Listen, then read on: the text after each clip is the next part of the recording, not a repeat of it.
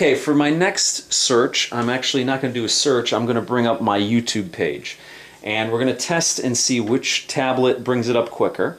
But this is going to feed into the next part of this demonstration, which is Flash. I'm going to show you my YouTube page, and we're going to see the video playing on there, and we're going to manipulate the screen and see which has a better implementation of Flash, if either one has a an advantage over the other one. So let me just type YouTube in here. Okay, we're going to hit enter at the same time here and bring up my YouTube page.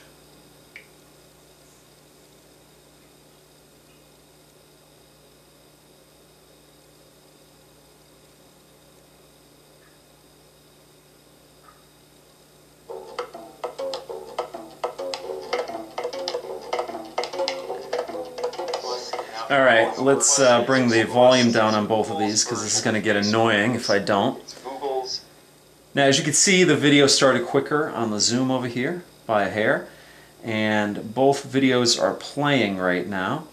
And let's see, I'm just going to do a little pinch to zoom on both of these and see what the performance is with a Flash video playing. Okay, there's not a lot of movement, so it's not very easy to tell. Now, with Flash enabled, it's interesting. The pinch to zoom is way more responsive on the HP TouchPad with Flash enabled than it is over here on Honeycomb. Very interesting. It's very sluggish over here, the pinch to zoom, than it is over here. Now, what I'm going to do is I'm actually going to bring up a video where there might be a little bit more movement in it. I never put my face on my videos, but this is a screencast, so there's not going to be a lot of movement, a lot of visible movement there. So what I'm actually going to do, I'm just going to pick a video on both devices, same video, and with a little bit more movement so we can actually see which has a better implementation of Flash. But so far it looks like the HP TouchPad has the edge. Okay, it looks like the Motorola Atrix unboxing might be a good choice, so we're going to click on that one and see which brings it up quicker, probably the zoom. But we're going to, like I said, mess around with the pinch to zoom and everything and see which has a better implementation of Flash.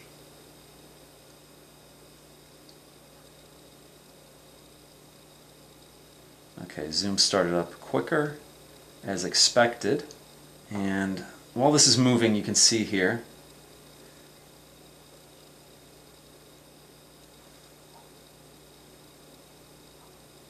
still moving while I'm zooming in and out.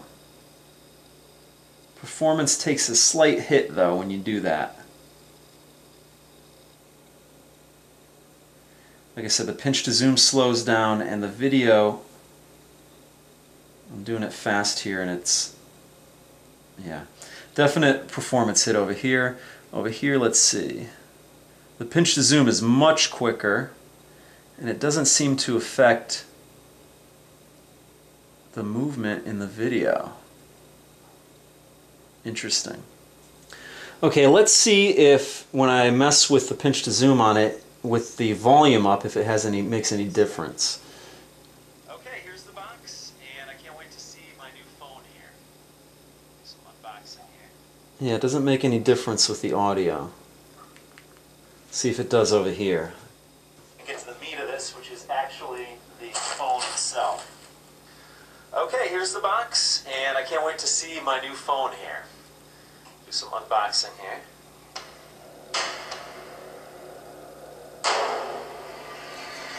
Okay, it doesn't seem like the audio is affected at all, or the audio, when I pinch the zoom or anything. It's just the video, so that's interesting. So it seems as if there's a better implementation of Flash over here on the HP TouchPad than there is on the Motorola Zoom, which I didn't expect. So that's pretty interesting. So in summary, you have a better performance out of the browser over here, but you have better Flash performance over here. Very interesting. Now the next thing I wanted to touch on, because I touched on it in my last video when I compared the HP TouchPad versus the Apple iPad 2, is that when you buy an HP TouchPad you actually get 50 gigabytes of storage, cloud storage, with Box.net. So you can put anything up there. It's basically just like a hard drive in the cloud. You don't get such a thing with the Motorola XOOM tablet, although with the Motorola XOOM you do get some options like Google Music, where you can store your music in the cloud. So there's some differences there, but as far as cloud storage, you get a little bit more over here, and you have a little more freedom with what you can put up there. Google Music, you basically just put music there and you can use it on your device. Now that being said, Google Music on this device is something that's very cool because you can actually store your music up in the cloud and not locally. But that can also be accomplished with the Amazon cloud storage, which you can get on the HP TouchPad. I don't really want to get down that rabbit hole too much, but I just wanted to give you an idea of the offerings that you do get when you do purchase this device. You do get 50 gigabytes of storage with Box.net. Now we're going to get into one thing that both devices have in common, and that's notifications. And we're going to also step into the basic UI of both devices and how you interact with them. Now let's just get out of here. Now when you want to get out and go back to the home screen on your Android device, you have virtual buttons down here. There are no actual buttons on the device other than the power button on the back. On the HP TouchPad, there are two buttons. There's the power button up here and then your home button here. And so it makes it a little bit more like the iPad 2 over here, where you have a home button here, an actual physical button. So I'm going to hit the home area on both devices and see how quickly they go back to the home screen. Pretty much on par with each other. Now, as you'll notice, you have your live wallpaper here, but over here I have a card. So that is the program I was just using, and it's actually still moving back there. And you can actually hear it still playing. We'll get into the multitasking because I want to save that for the last. But right now, I just want to focus on the notifications and the UI on the devices. Now, notifications on the Android tablet appear down here with your clock, okay? You click on it, and right now I don't have any notifications, but they would appear down below this here. Now, also in this menu, you have your settings, okay? So I could go into settings, set my airplane mode, mess with my Wi-Fi, screen lock. I have the brightness of the screen here, notifications, and the actual settings on the device. Over on the HP TouchPad, instead of the lower right corner, it's the upper right corner. And that's both where both clocks are and both notifiers of the battery power and things of that nature. Over here you would have your notifications to the left of your clock up here. Similarly to the settings area down here, you have a quick area for settings here. You have your screen brightness, your Wi-Fi. Here you have VPN and Bluetooth. You have your airplane mode, rotation lock, and muting of the sound over here. So very similar in that you have your notification area mixed with this menu here. Now, notifications are pretty much becoming an industry standard because it seems as if Apple has jumped on the bandwagon and has copied the features off of both of these devices here. And that's going to be in iOS 5.0 coming out sometime in the fall. Now, the UI on this device, the user interface, is much like you'd find on a desktop or a laptop computer. Very similar in that way because you have your shortcuts here to your programs, and you also have widgets on the device. Okay, this is a bookmarking widget. Now, one thing I did not touch on in the browser is that you actually can, on the Android tablet, you can actually sync your bookmarks from your desktop. So if you run Chrome on your desktop, you can actually sync the bookmarks from Chrome straight into your Honeycomb web browser. Now, the Honeycomb web browser is not Chrome. It doesn't have all the capabilities of Chrome, the multitasking of Chrome, but it's compatible in the bookmarks, which is very cool because you can update your bookmarks here and it will appear on your desktop and vice versa. So the ecosystem there, you're not necessarily locked into buying a Google product, but if you're using Chrome on, let's say you have a MacBook or a PC, you can have Google Chrome on that and then also have your bookmarks all synced with your Android tablet. So that's one thing I forgot to mention, but it's very cool. Now back to widgets. Widgets on this device, like I said, the paradigm is very much like a desktop. You have your shortcuts and your widgets, and you can put the widgets anywhere, and you can download a whole host of widgets. Right now, I think I only have this one on here because that's really the only one I use, but there's several others that you can download and use on the device. So it's very customizable. That's something that Android is very much known for, its customization.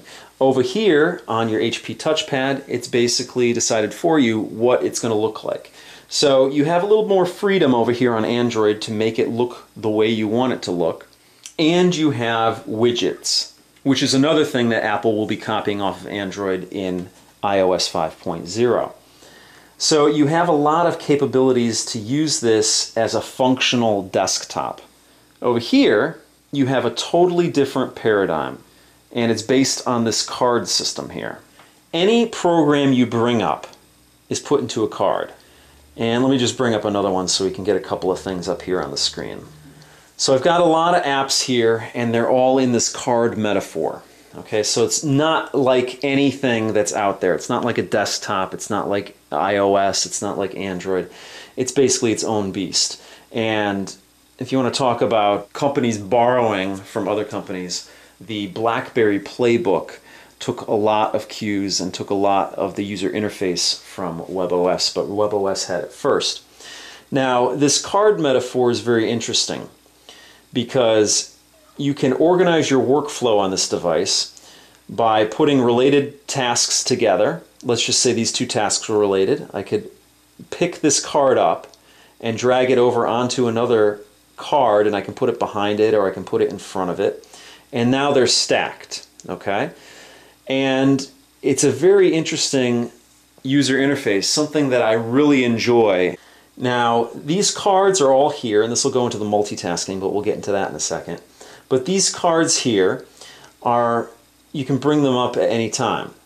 Or you can send them back by swiping up, which is one of the gestures on the device. And you can go to another one. And this is the music app on the device. Or you can just hit the home button and it brings it to the card metaphor back onto your desktop there.